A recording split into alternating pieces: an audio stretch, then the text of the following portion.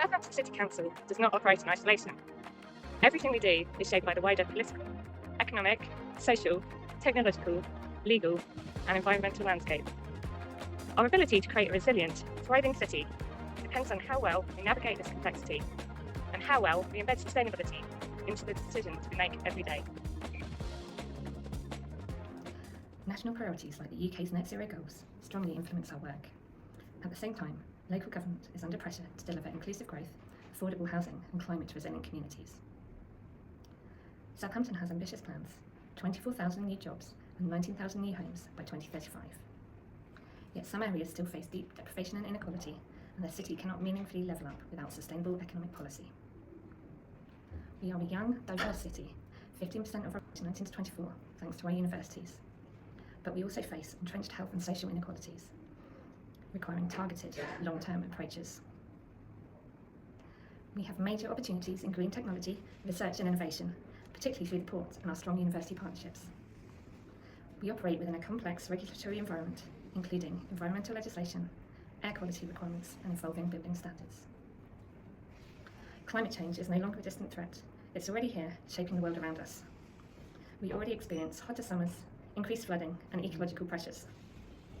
While cutting emissions remains essential to limit how much the climate continues to change, we must also take action now to adapt to the impacts we're already experiencing. We declared a climate emergency in 2019, launched the Green City Plan in 2020, and published a climate change strategy in 2023. These include commitments to a net zero organisation by 2030 and a net zero city by 2035. Ambitious targets matter. Research shows that bold goals drive innovation and deeper organisational change. But our sustainability commitments are not yet fully embedded across services. Multiple programmes exist, but they run in parallel rather than as one coordinated approach. Opportunities for environmental, health, financial benefits are being missed. This is fundamentally a challenge of culture, coherence, and decision making. Leaders need to consider frameworks for the way we understand the world. Traditional thinking, the world is volatile, uncertain, complex, and ambiguous, no longer fully captures today's challenges. James Cassio's Burney framework describes the world that is brittle, anxious, non-linear, and incomprehensible. Climate change illustrates the non-linear element clearly. Long delays between cause and effect, sudden tipping points, and disproportionate consequences. To succeed in a Burney world, organisations need resilience, empathy, flexibility, and diversity of perspective. Sustainability is not just about saving the planet. The planet will continue without us. It's about protecting human well-being by managing resources and inclusion wisely. Organisational culture is shaped by values, beliefs, and deep assumptions.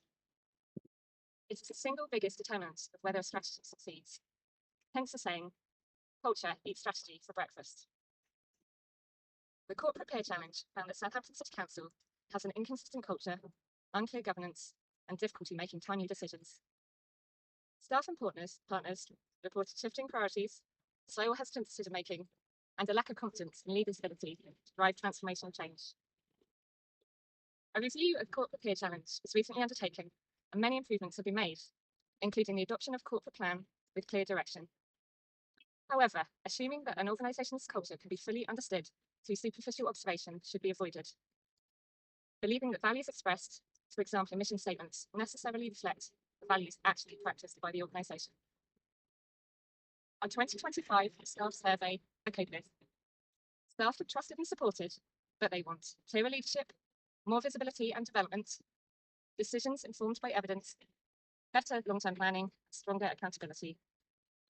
These cultural issues directly undermine our sustainability ambitions. Change is about people, not just plans. Change fatigue is real. If people feel left out of the conversation, trust and momentum collapse. And in today's fast-paced environment, early wins matter. Marzi's highest form of organisational culture, leadership-enriched culture, requires trust, teamwork, clarity, shared language, supportive systems, and even a bit of fun. This links directly to sustainability. Change happens because people choose to act. Research shows that sustainability change agents inside organisations are crucial, and without them, strategies remain documents, not reality. So we must ask, is our culture safe and supportive for people trying to drive change? The proposed change to use donut economics as a grounding framework. It provides a social foundation, an ecological ceiling, and a safe and just operating space between the two. Basman speaks of creating the greatest value of society. Donut economics operationalizes this by defining what value actually means.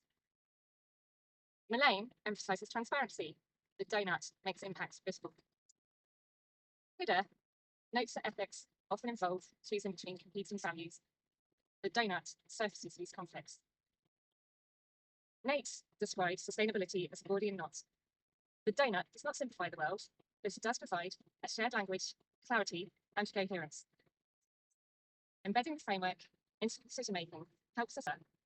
Does this choice move us towards or away from a safe and just operating space? This shifts sustainability from optional extra to a core component of governance. Different change management models offer useful insights, but they all agree on two things. Change happens in stages, and that people are central to success. Lewin's model is particularly helpful with 3 stages of unfreeze, change, and in the unfreeze stage, we need to build shared understanding, make the case for change, and get leadership commitment.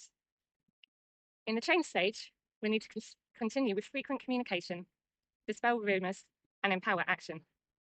And in the refreeze stage, we need to embed into culture, systems, and expectations.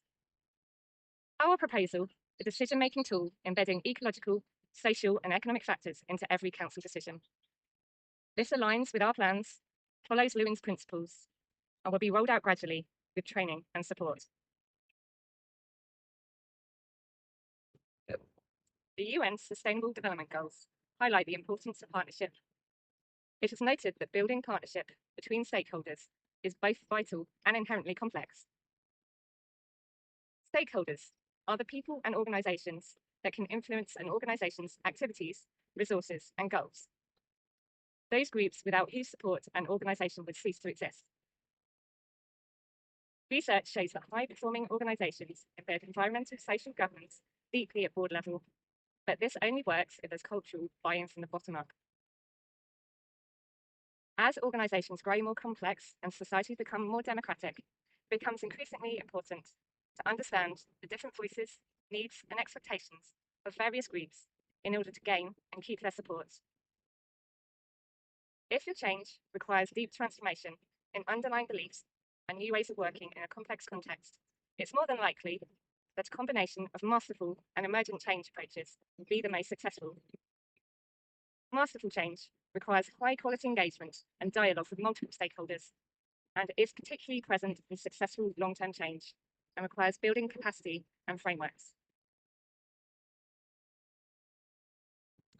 And in conclusion, a call to action with 5 points. Number 1, endorse a unified decision-making framework based on donut economics. This will embed ecological, social, and economic considerations into every major decision. No more parallel programs, one shared approach. Number 2, mandate training and capacity building across all services. Equip staff and leaders with the skills, confidence, and tools to understand climate, inequality, and long-term impacts. Number 3, strengthen our culture to support sustainability change agents. Create a psychologically safe, collaborative environment where people can drive change without the fear of shifting priorities or organisational instability. Number 4, establish transparent reporting and accountability. Link decisions to data, evidence, and outcomes. Make environmental and social impacts visible, measurable, and part of performance. Finally, number 5, embed sustainability in governance, not just strategy. Ensure committees, boards, and senior leadership consistently apply the framework and build continuity across political cycles. Southampton City Council has ambitious goals, strong strategies, and committed staff, but without embedding sustainability into our everyday decisions, culture, and governance, we risk failing to deliver the resilient, thriving future our city deserves.